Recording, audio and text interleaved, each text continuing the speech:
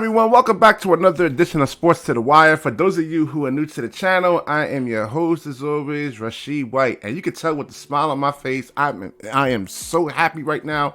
The Phoenix Cam Johnson has finally arrived. We're going to get into Edmond Sumner. We're going to do, I wanted to do a couple of different videos, because they actually both deserve their own videos. But for time constraints, right now, we're going to get into both of these guys and how vital they are in the playoff stretch run over here, man.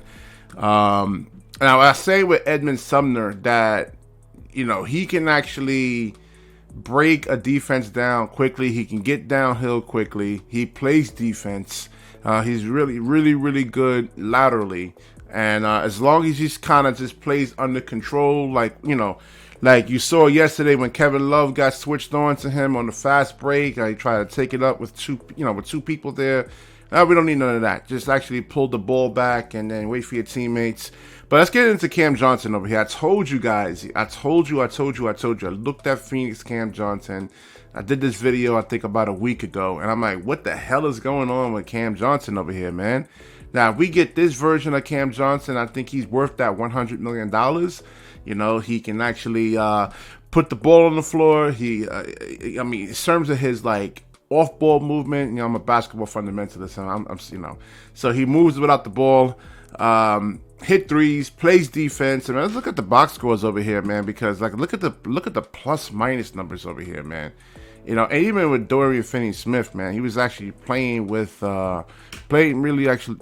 good, like putting the ball on the floor and then not, being indecisive, not turning the ball over, not trying to actually do too much with the basketball, man. Just basically keeping it simple right there, man. But look at this over here. It's plus 25 for Cam Johnson over here. The field goal percentage was really good, 5 out of 8 from 3. And then, like I said, Nick Claxton was actually vital. And even, Spencer Dinwiddie's actually running the offense, man. He was actually looking for Cam Johnson, So, really, really, really good W over here. The Miami Heat, man, they have a lot of issues. This should be definitely an easy victory over here.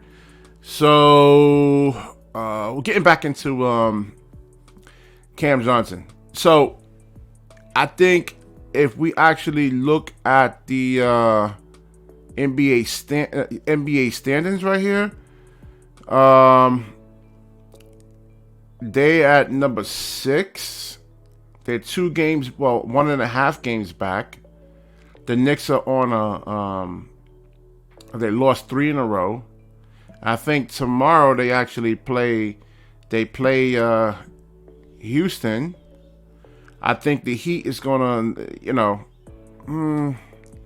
it's pretty hard with them, and the way that the Heat was actually hitting the threes in the first half, they're tough. They're tough. I think they're gonna have a bounce back game. Then they play the Cavaliers, the Wizards, the Pacers, and the Pelicans. So I think it's actually safe to say that the Brooklyn Nets can actually retake that 5th seed. And if you look at a matchup between the Cleveland Cavaliers and look at the Brooklyn Nets, just get back into the half court, blitz Donovan Mitchell, and what's the other kid's name, man?